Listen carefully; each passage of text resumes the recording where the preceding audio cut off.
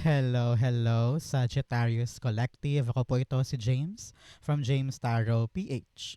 Ito po ang inyong weekly reading para po sa inyong May 18 to 24. Alamin po natin naghihintay para sa inyo. But first, ihanda mo na Sagittarius ang isang tanong para sa ating isang tanong, isang sagot.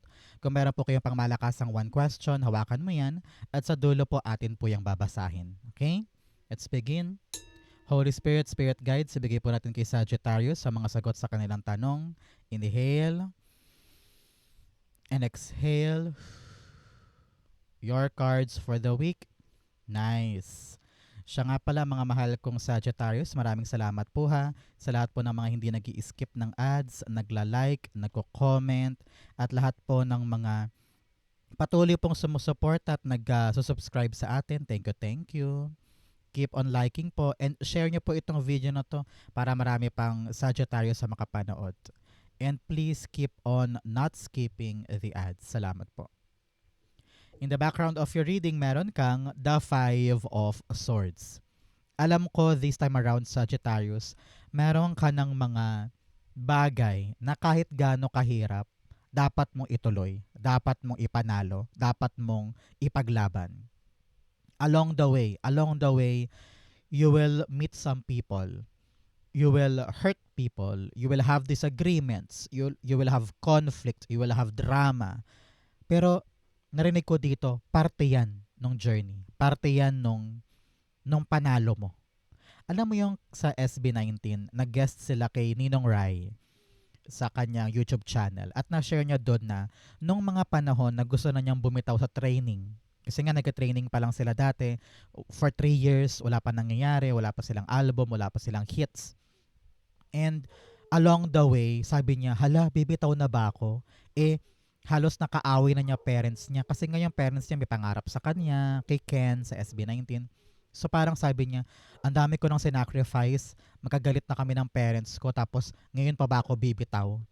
So tinuloy niya yung training, tinapos nila. And then, boom, they are now the SB19. So parang ganun ka din. Do not stop even if mahirap. Even if meron ka nang nakakasamaan ng loob o talaga namang parang feeling mo may friction na, lagi mong isipin parte ito ng journey ko para maabot ko yung gusto ko. I will win at all cost. Okay? Yun ang lagi mong isipin. Especially here, in your core energy, meron kang the High Priestess. If you know, you know. Pag alam mong para sa'yo, ipaglaban mo. Ano man ang mangyari. Magalit man sila, magtampo man yan, mapikon man yan, awayin ka man, ma-misinterpret ka man. If you know na para sa'yo, para sa'yo. And you will fight for it. Hindi mo kailangan ng kompirmasyon, hindi mo kailangan ng katibayan, hindi mo kailangan ng kaliwanagan, hindi mo kailangan ng sagot. Pag alam mong sayo, sayo. Your spirit guides are telling you, trust your intuition this week. Okay? Ang tawag ng yung kutob, ang tawag ng yung damdamin, importante yan. Malakas ang panaginip sa'yo ngayon, baka mamaya you are having this clear dreams, no? Tandaan mo yan lagi, because may mga messages dyan sa panaginip na yan, magagamit mo yan para linawin kung ano yung kinakaharap mo ngayon. Pinapayuhan ka rin dito na pagkatiwalaan mo ang kakayanan mo. You have the enormous talent, enormous possibility within you.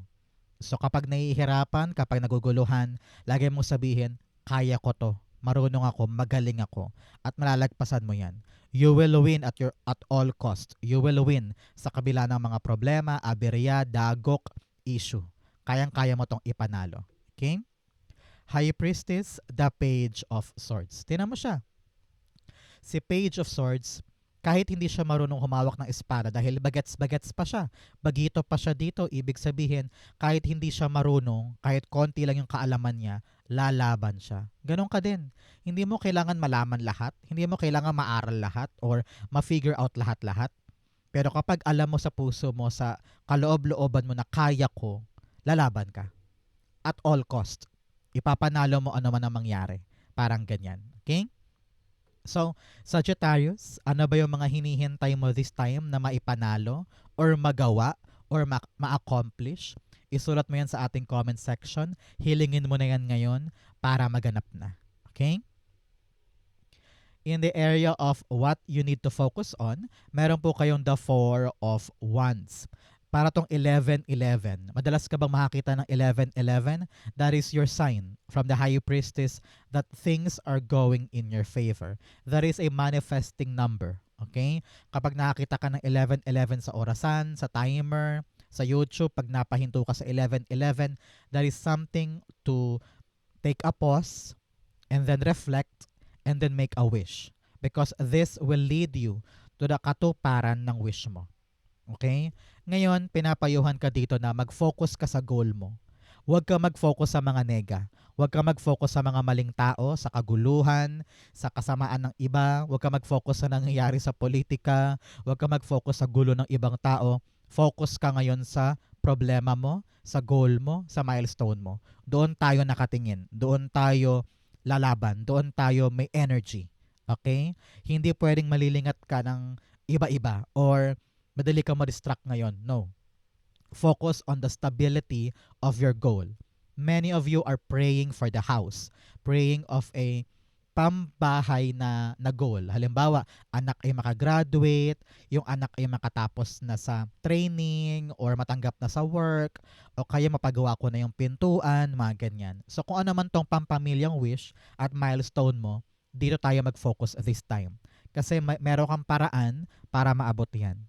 Four of Wands, the Nine of Cups. Wow. Alam mo na, Sagittarius, pag lumalabas si Nine of Cups sa aking mga readings, panahon na to for you to make a wish. Pikit na. Mag-wish ka na dyan. 11-11 dahil Nine of Cups. Naku, talaga namang tupad na tupad ang pangarap. Congratulations. So Nine of Cups, sabi dito, napakalinaw, i-align natin ang ating sarili sa pangarap natin. Ito yung pangarap mo, ito yung goal, kailangan na magkarugtong yan, magkatulay, kumbaga. Example, ang dream mo ay makapunta sa Canada, pero ang nilapitan mong agency ay nagdadala sa Middle East. So, mali, di ba? Hindi tugma.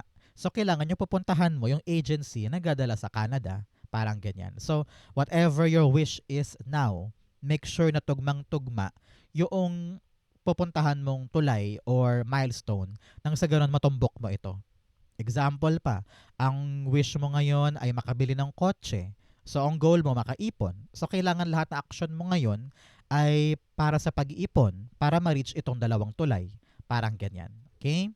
Very important yan. Very clear. So, you really need to understand and bask in that information now. Okay? So Sagittarius, ano po ang birthday ninyo? Comment down below para ma-activate sa'yo tong wish mo at milestone mo. Para uniquely mapunta sa'yo, write down your birthday. Okay? In the area of what you need to do, meron kang the Tower card. Sabi dito, do not control the situation.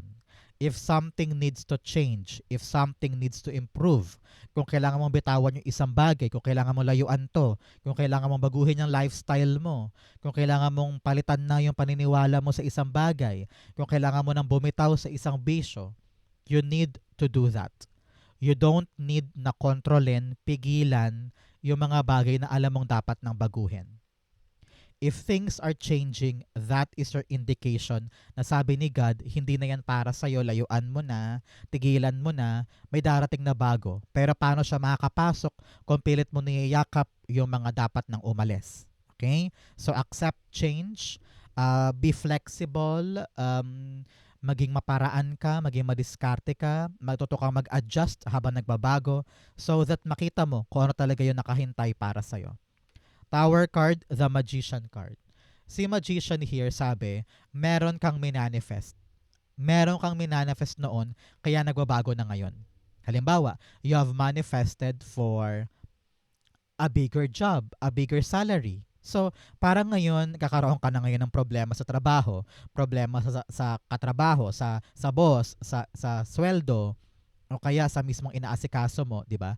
So, maiisip mo yan na parang, bakit nahihirapan na ako dito? It's because dumarating na yung manifestation mo. Na hiniling mo sabi mo, you want a bigger job, you want a bigger salary. So, talagang inaalis ni God yung isa. Nang sa ganun, dumating na yung bago. Ganon din, halimbawa, you're praying for a better life. So, inaalis ni God yung mga pangit sa life mo nang sa ganun makapasok na yung minanifest. Parang ganyan. Ganyan kasimple. Kaya um,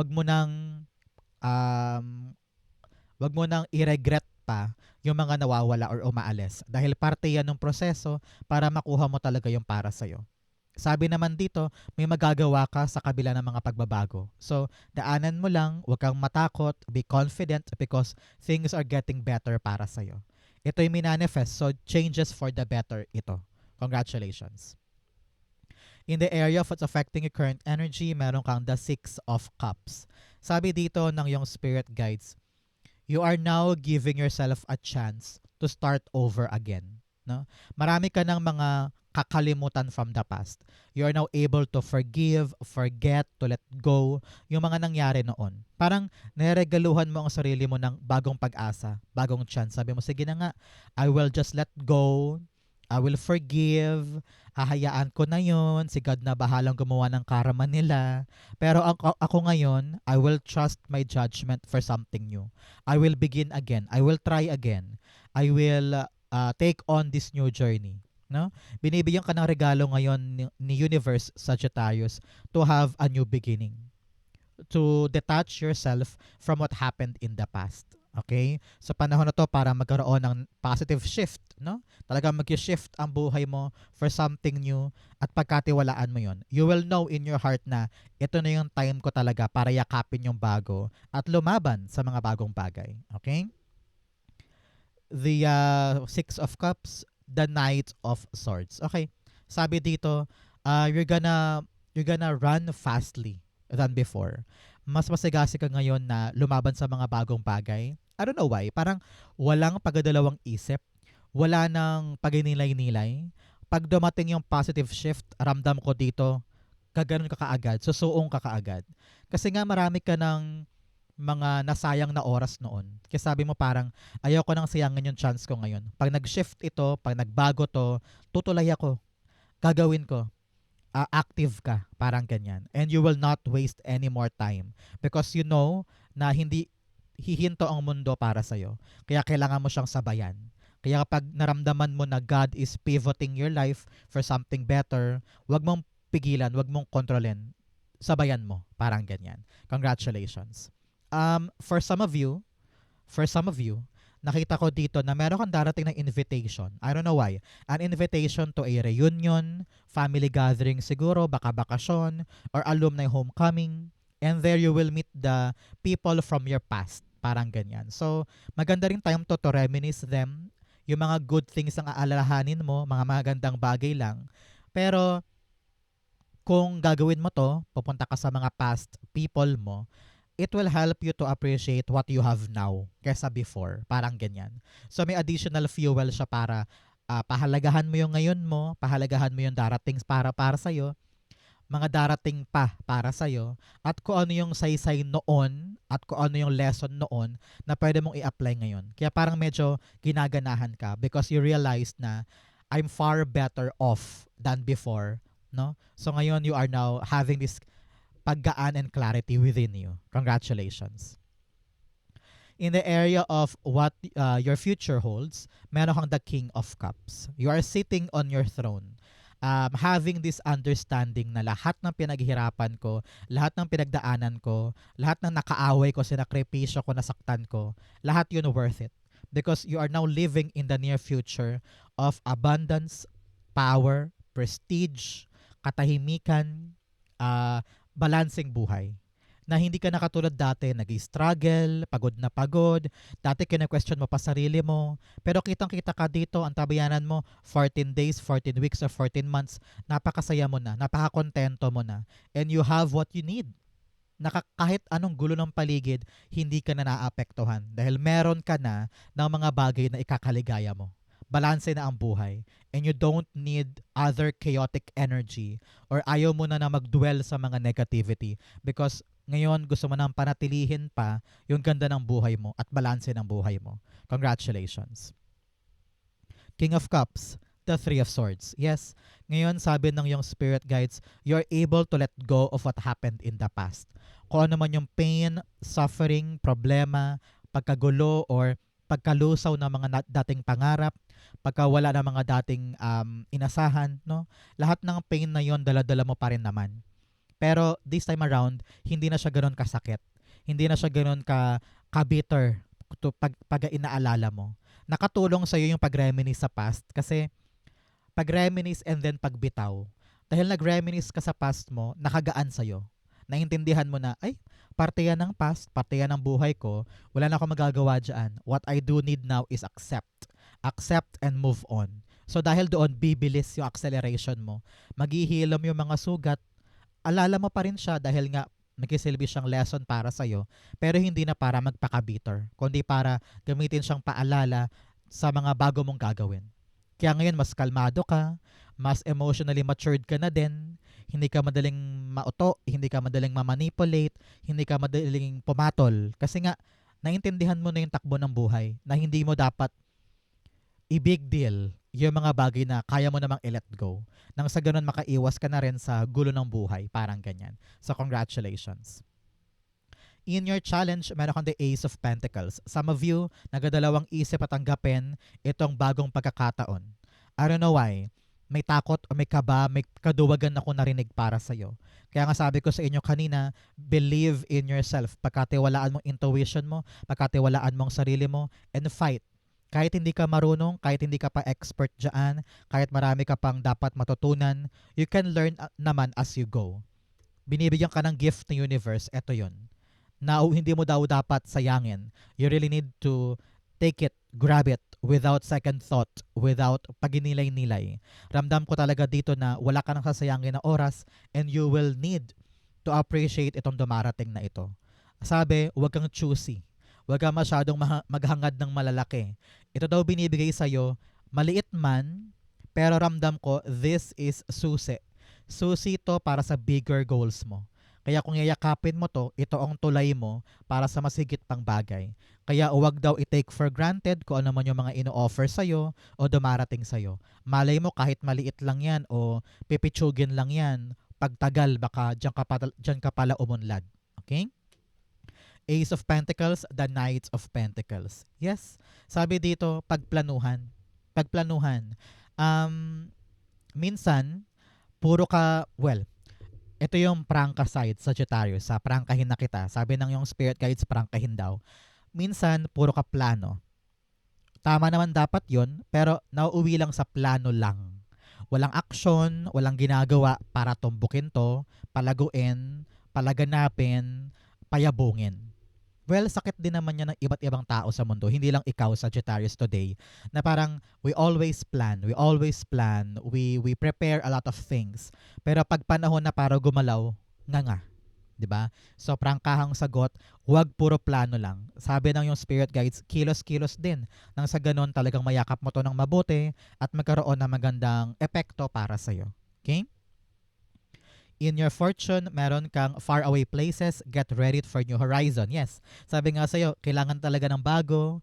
Humanda ka na daw para sa mga bagong pupuntahan, bagong ventures, bagong adventure, bagong pintuan, bagong trabaho, bagong journey. Ngayon, kung takot kang gumalaw, takot kang mag-risk, huwag kang umasa ng mga bagong biyaya. Kailangan ngayon matapang, masigasig. You are now ready to take action and begin a new journey. Okay? In your fortune, meron kang the Four of Pentacles. Sabi dito ng yung spirit guides, stability is coming. Makaasa ka, stable na yung kita mo sa negosyo, stable yung pera mo today, yung family life mo stable din, no? So, ramdam ko talaga dito na alam mo na kung ano yung mga dapat mong i-prioritize sa pamilya, sa kapirahan, sa property, sa material wealth mo. Your spirit guides are telling you, okay ang lahat, protektado, stable, no? Narinig ko rin dito, kung nag-iisip ka about your ipon, nag-iisip ka about your finances, meron kang magagamit. Meron kang mapapaikot, kumbaga. So, huwag kang mag-alala. Narinig ko rin dito, kung medyo shaky ang trabaho mo, asahan mo this week, magiging okay na rin yan. At hindi ka na mag-aalala because everything now is under your control. Congratulations. The Four of Pentacles, the Ten of Pentacles. So, wow. This is really a long-lasting blessing. Yang negosyo na yan, na ngayon ay gamay na gamay mo na, okay na, ayun. Tatagal daw po ito sa buhay mo. A very, very long-lasting na negosyo. Ganon din kung trabaho, kung dati contractual ka, ngayon ayan na, permanente na. At talaga namang tatagal ka dyan for a very, very long time. This is all about you having this abundance. Abundance na hindi ka na matatakot in the future kung meron ba ako madudukot, meron ba ako makukuha. Yes, meron. And it will stay for you for a very long time. Kung ito man po ay man na makukuha mo na yung parte mo, kung ito man ay pinaghahati-hatian na property, you will get your rightful deserving part dito. Congratulations. Hindi ka mawawalan at hindi to temporary lang. This is something permanent for you. Congratulations.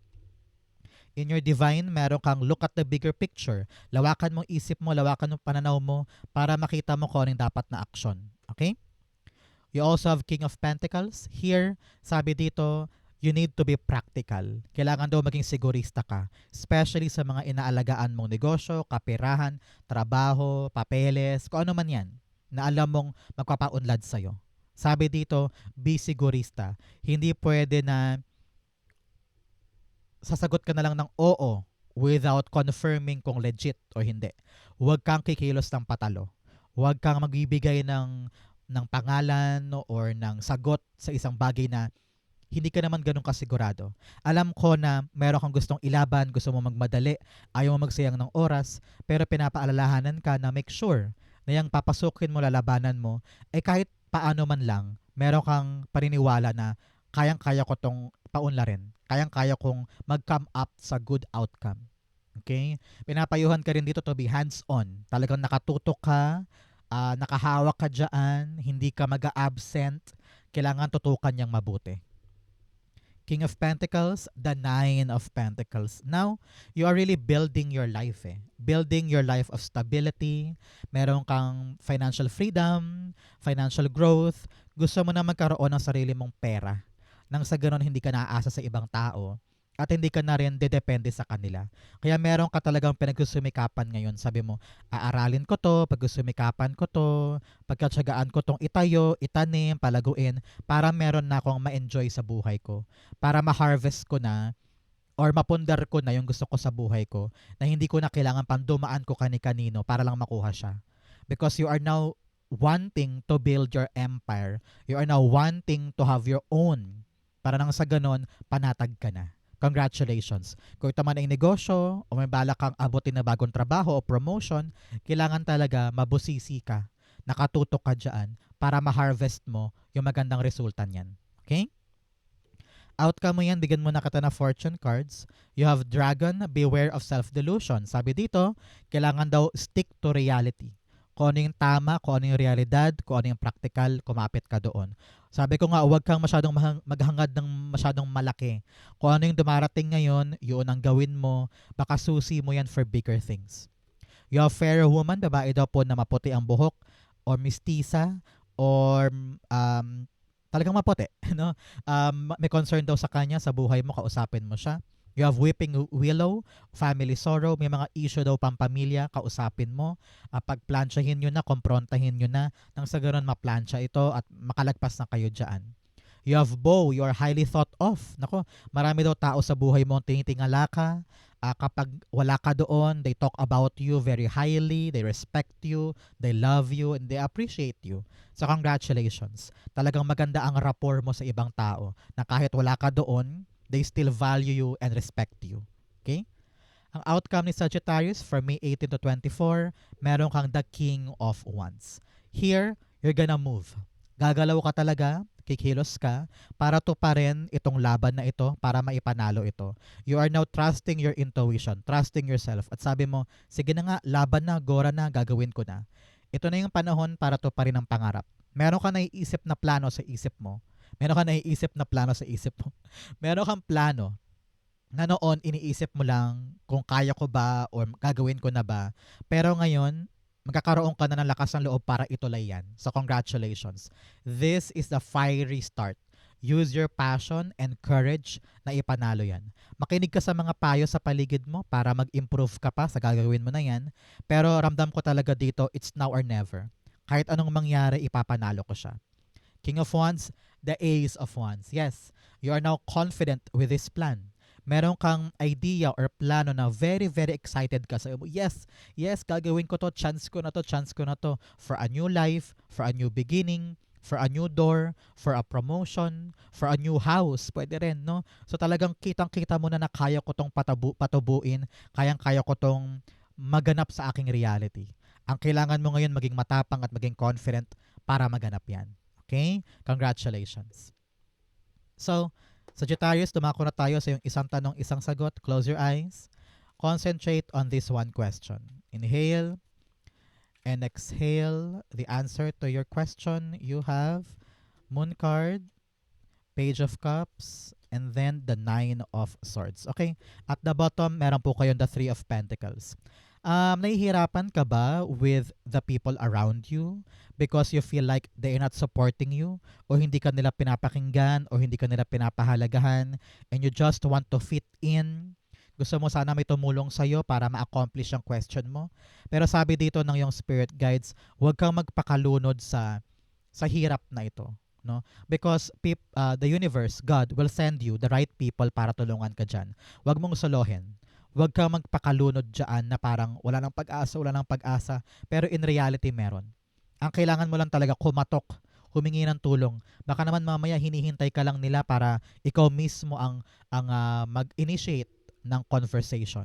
So, may mga problema ka ngayon na ang bigat-bigat, na parang hindi mo alam kung ano yung sagot, hindi mo alam kung kailan ba ito matatapos, pero nakita ko dito may gugulat sa iyo eh. A very, very surprising opportunity na magpapalinaw sa iyo na parang, "Hay, ba't ko ba to iniiyakan? Ba't ko ba to pinoproblema? Eh meron pa naman akong ibang paraan. Meron pa naman akong ibang solusyon." And these people will present you that. These people will help you navigate yung kalutosan ng problema para makaahon ka na dyan. May paraan, may paraan. So, collaborate, cooperate, magtanong-tanong ka, lumapit ka sa ibang tao, at mahugurat ka na parang, ay, tama ka nga, magandang solusyon yan, ay, hindi ko naisip yan, sige, i-apply ko yan this time.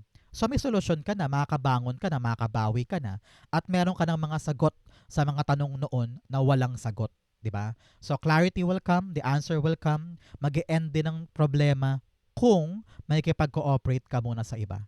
Okay? Kung ang question mo yes or no, for now, it's a no.